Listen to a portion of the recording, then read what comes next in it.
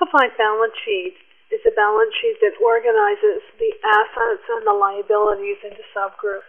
These subgroups give users more information in order to make good financial decisions for the company.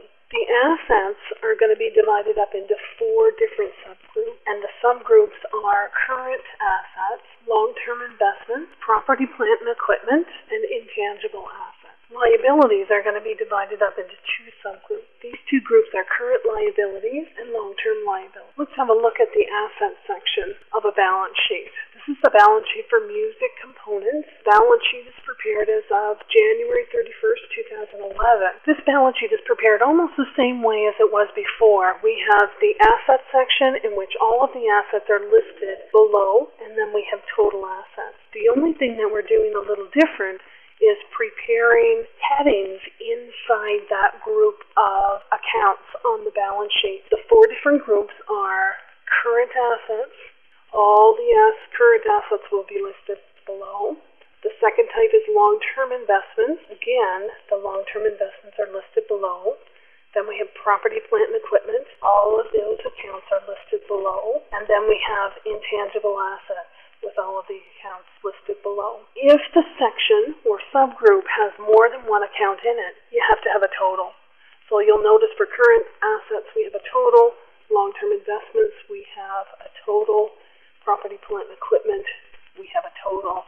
There's only one intangible asset, so there's no total for that subsection. Let's have a look at the definitions for all of the different types of assets. First group of assets we have our current assets. The definition of a current asset is an asset that's expected to be sold, collected, or used within the longer of 1 year or the company's operating cycle. An operating cycle is the average length of time between paying employees who perform the service and receiving the cash from the customers. In some companies, an operating cycle may be a few days or weeks, and in others, it may be a few months or years. The types of accounts that fit into the definition of a current asset would be cash, because it's already turned into cash, temporary investments, which can be turned into cash really quickly because they're temporary, accounts receivable, because we're expecting to turn that one into cash really quickly when our customers pay us. Inventory, we expect to sell it, and prepaid expenses, we expect to use them. Now, our second type of asset is a long-term investment. Long-term investments are assets not used in day-to-day operating activities and are expected to be held for more than 1 year or the operating cycle. So a notes receivable that we may have given to our clients, but the client is not going to pay us until March 31st, 2013, which is a couple of years away, would be a long-term investment. Land that the company may own that they don't use in current operations, maybe they're holding it for resale, that would be another example of a long-term investment. Owning shares and bonds of other companies was another example of a long-term investment. So all of the long-term investments are listed, all the different types are listed and totaled up in that section. The next category of assets that we're going to talk about is property, plant, and equipment. So property, plant, and equipment are tangible assets. That means that they have a physical existence, you can touch them, that are used in day-to-day operating activities to produce or sell products and services. And they're used for more than one accounting period or operating cycle. Remember that the accumulated amortization for these assets has to be put together with the asset themselves. So these 2 accounts always have to be put together on the balance sheet, and you have to calculate the book value of those assets.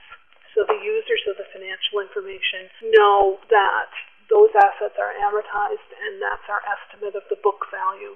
The last type of assets that are listed on this balance sheet are intangible assets. Intangible assets are long-term resources that are used to produce or sell products and services, but they don't have any physical existence. They're usually legal rights to something. The example in music components balance sheet is a trademark. You can also have patents and franchise fees and goodwill included in the intangible asset section. The liability section of a company's balance sheet is divided up into 2 categories. We have current liabilities and long-term liabilities. If you look at the definition for current liabilities, they are liabilities that are going to be paid off within 1 year or an operating cycle, whichever's longer. So examples of current liabilities would be accounts payable, wages payable, notes payable.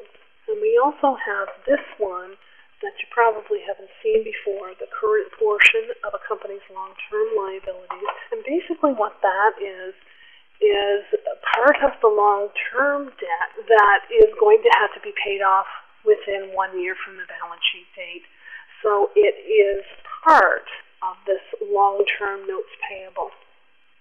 So that notes payable has to be broken down into those two components on the liability section.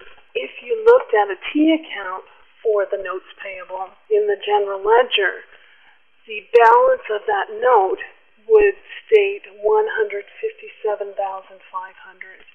And the balance has to be broken up between the current portion that we're going to be paying off within a year and the long-term portion that we're not going to be paying off within 1 year.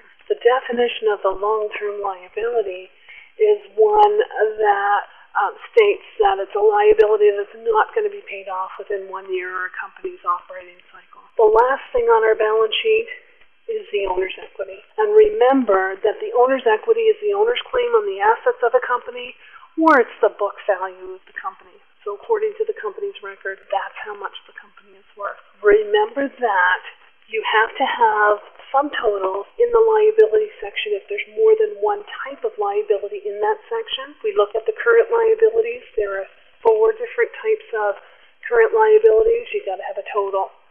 In the long-term liability section, there is only one liability, and that's notes payable, so we don't need a total.